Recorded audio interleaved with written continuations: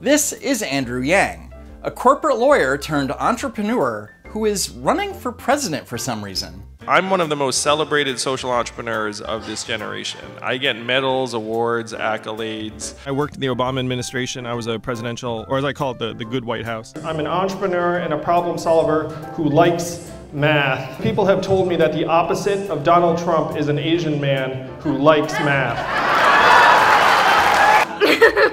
Andrew Yang's main campaign proposal is universal basic income. I'm proposing that we declare a dividend of $1,000 a month for every American adult starting at age 18. That's the universal basic income. Yes, that they're proposing. The universal basic income, which I've rebranded the Freedom Dividend because it tests better with more Americans with the word freedom in it. Okay, so this so-called Freedom Dividend would give every single US citizen over the age of 18 $1,000 a month. According to the 2018 US Census, there are roughly 253.8 million US citizens over the age of 18 in the United States. So the Freedom Dividend would come at a cost of $253.8 billion a month, and a little over $3 trillion a year. So first off, where is this idea coming from? Martin Luther King championed this plan in principle. Now, one of the answers, it seems to me, is a guaranteed annual income, a guaranteed minimum income for all people and for all families of our country. This need and this something which I believe will go a long, long way toward dealing with the Negro's economic problem and the economic problem which many other poor people confront in our nation. King was not championing universal basic income. He was proposing a guaranteed minimum income. And it passed the House of Representatives twice under Richard Nixon in 1971. In 1969, President Richard Nixon proposed reforms to the welfare program that would include a minimum income to poor families, the handicapped, and the aged.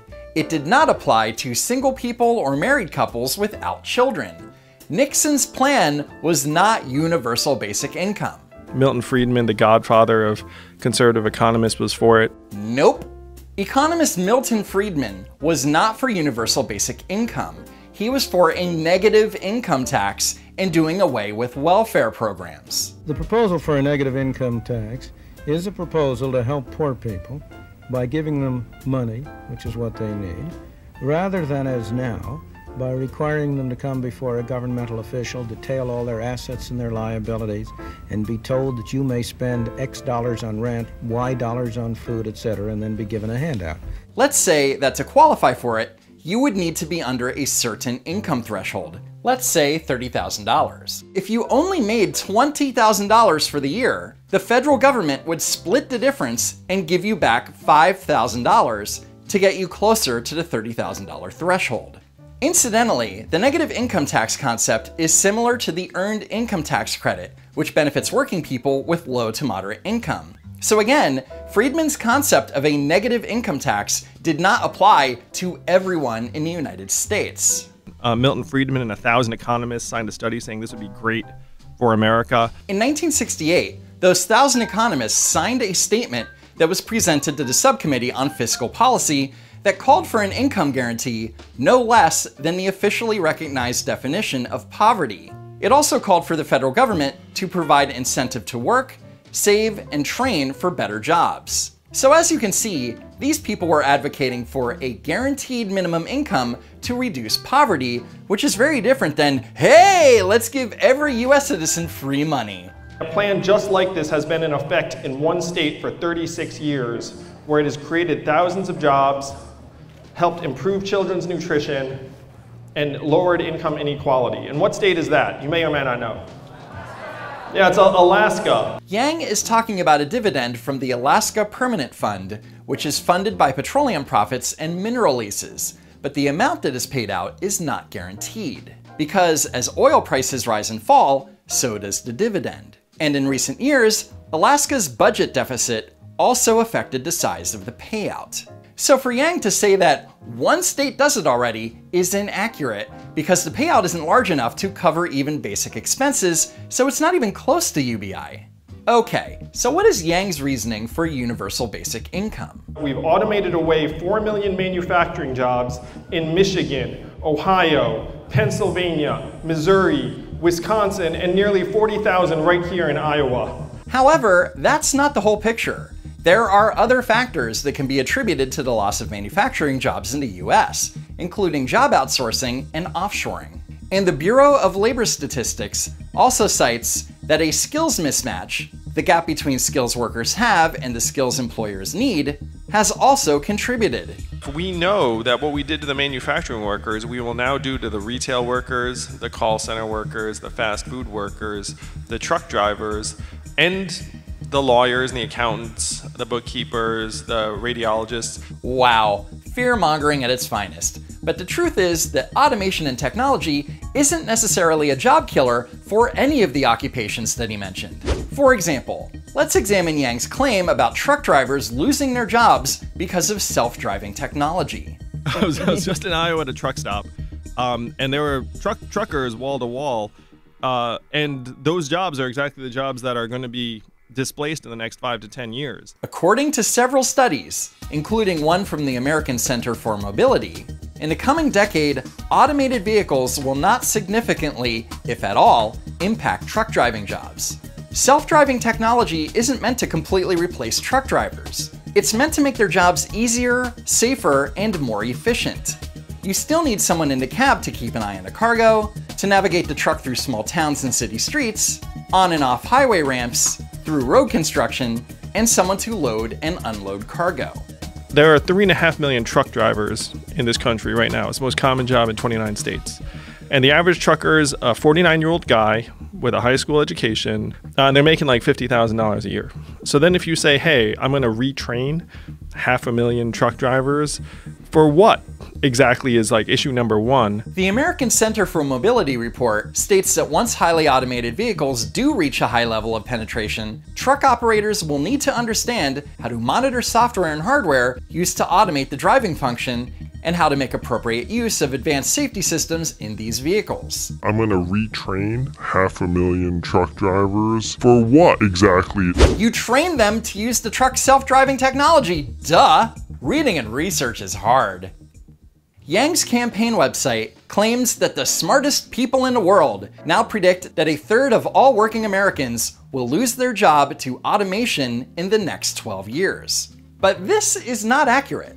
According to a report by the McKinsey Global Institute, very few occupations, less than 5%, consist entirely of activities that can be fully automated, and that in about 60% of occupations, at least 1/3 of constituent activities could be automated, implying substantial workplace transformation and changes for all workers. This doesn't mean that 1/3 of people are going to lose their jobs. It means that one's occupation could be enhanced by technology and automation potentially.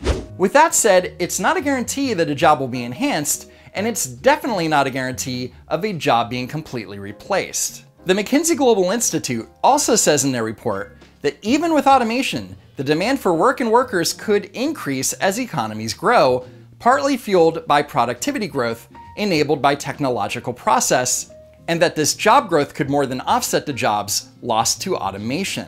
So with technology, existing occupations evolve and new occupations are created. But what does this have anything to do with universal basic income?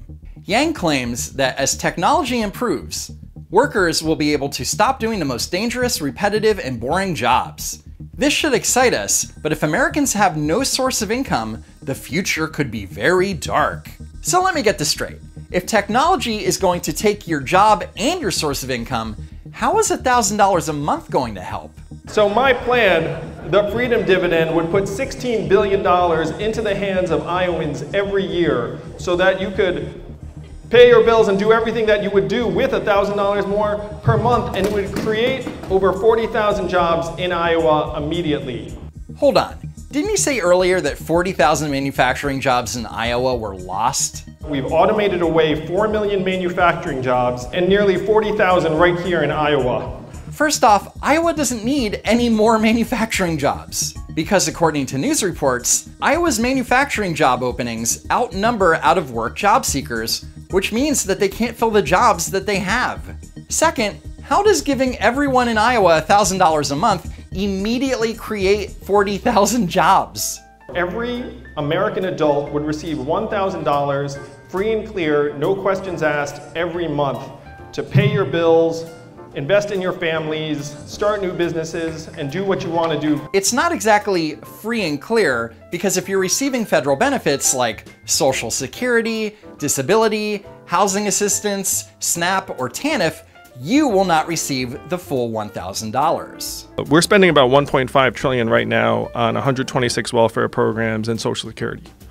And so if you show up to someone's door and say, hey, here's a dividend of $1,000 a month, but if you're already getting more than $1,000 in stuff, we're not just going to stack it on top. About half of Americans are already getting various income support from the government. So the real price tag is closer to about 1.8 trillion. Oh good, I was worried there for a minute. We're actually saving money by not having to give more money to the people who might benefit from it the most. So if the real price tag is 1.8 trillion, then where are we getting that money? According to Yang, corporations and businesses would be charged a 10% VAT or value added tax. This would total around $800 billion in new revenue, but ultimately that tax is passed down to the consumer. It's like if everyone in Missouri is getting $1,000, you know Amazon's going to see some of that because they're just going to buy more stuff. Right. That's true for all of the big companies. They're going to give up some money at the top end, but they're just going to end up getting it back when their consumers end up spending a bit more. So the money that the corporations pay in VAT to the government is then given to the consumer, who will then buy things from the corporations. It's like they aren't even paying a tax. So that still leaves us with a price tag of 1 trillion. But that's okay, because the Freedom Dividend will create 500 to 600 billion in new revenue, all from the free money that we're going to give consumers to consume. Then we will save 100 to 200 billion, as people would supposedly take better care of themselves and avoid the emergency room, jail, and the street, and would generally be more functional.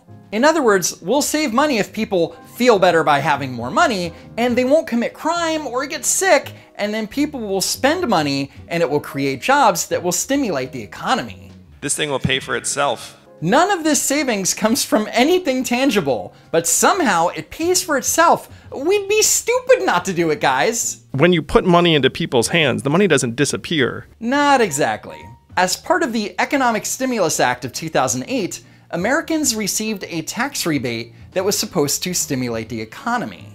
But instead, it only provided a modest amount of stimulus, as most people saved the rebate or used it to pay off debts. And in an interview with Joe Rogan, Yang admits that it will happen with the Freedom Dividend. Like, if I gave you $1,000 a month, it probably would not make a big difference in the economy, because it would just go into your account somewhere and, nothing would happen. So what happens if people decide to save their share of the Freedom Dividend? What happens if more people take that $1,000 to pay off bills instead of spending it on consumer goods? Well, if Yang becomes president and the Freedom Dividend goes into effect, the smart move is to take that 12 grand a year and put it in gold and silver, so that you'll be better prepared for massive inflation and the imminent economic catastrophe.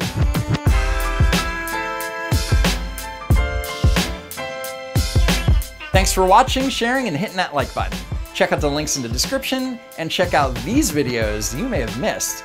A very special thanks to Brian Scogan for his economic insight, and a special thanks to all of my Patreon and PayPal supporters. As always, I hope to see you next time.